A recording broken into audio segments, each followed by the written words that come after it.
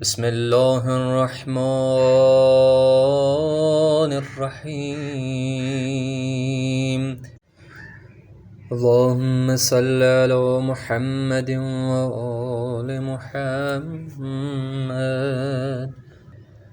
الحمد لله الذي أذهب الليل مظلما بقدرته وجاء بالنهار مبصرا برحمته وكساني ضياءه وأنا في نعمته.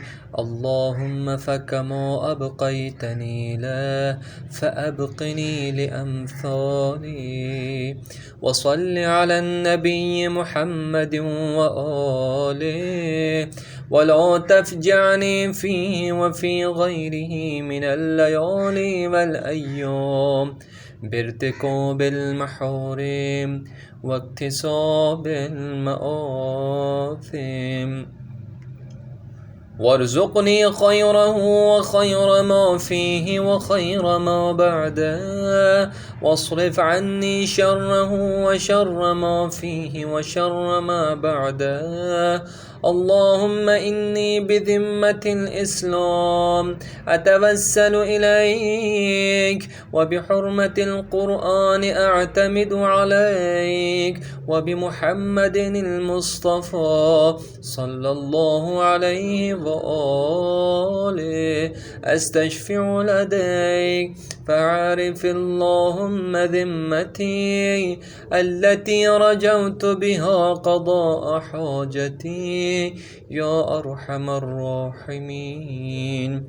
اللهم اقض لي في الخميس خمسا لا يتسع لها إلا كرمك ولا يطيقها إلا نعمك، سلامة أقوى بها على طاعتك، وعبادة أستحق بها جزيل مثوبتك، وسعة في الحول من الرزق الحلال، وأن تؤمنني في مواقف الخوف بأمنك، وتجعلني من طوارق الهموم والغموم في حصنك.